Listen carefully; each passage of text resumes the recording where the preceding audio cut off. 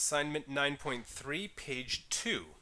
Find the formula for the nth term of a geometric sequence given the first term and the common ratio. That one's nice and straightforward. That's going to be a sub n equals the first term times the common ratio to the power of n minus 1. Done. Second problem's a little bit more involved. Find the formula for the nth term, but they give us the second term and the fifth term this time.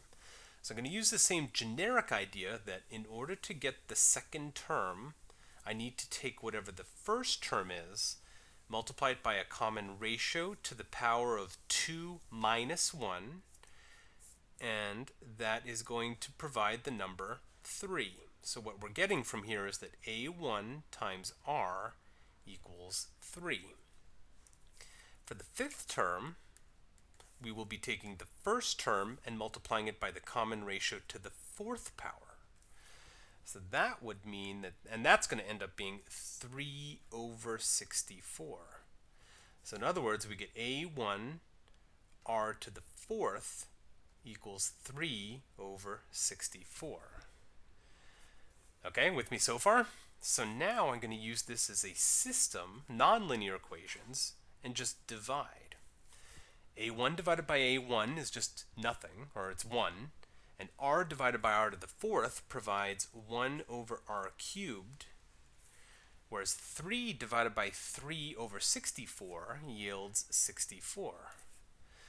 So we're getting r cubed equals 1 over 64, and r equals 1/4. If r equals 1/4, from this information up here, if we replace r with 1/4 and multiply by 4, would mean that a1 equals 12.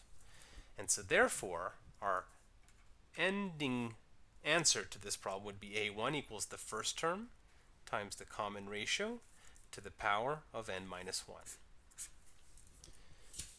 Okay, next, find this sum. This sum is a finite sum. We can see that the first term is, let's see, stick in 1, negative 2 times 3 is negative 6. We can see that the common ratio is going to be the 3, that's the base of the exponential, and we can see that we're adding up the first 4 terms, so n equals 4.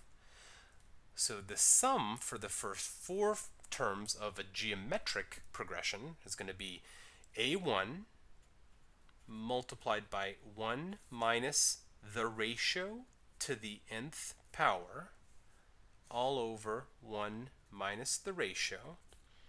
So we get negative 6. We have a 1 minus 81, which is negative 80. And then that's all over a negative 2. So it looks like I get 3 times negative 180, which is negative 240. Let's check this in the calculator just to make sure and show you how to use the calculator for this kind of problem. We have a summation that's going from some generic variable. Let's use x because it's easier. 1 to 4 of negative 2 times 3 to the power of x. And hopefully this says negative 240. Yay! So over here on this problem, since got the calculator out now anyway, let's just use it. So we're now doing math. I'm going to move to the option called summation.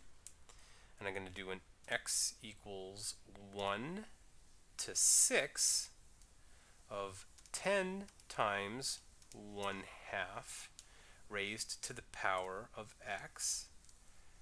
And it looks like we're getting 315 over 30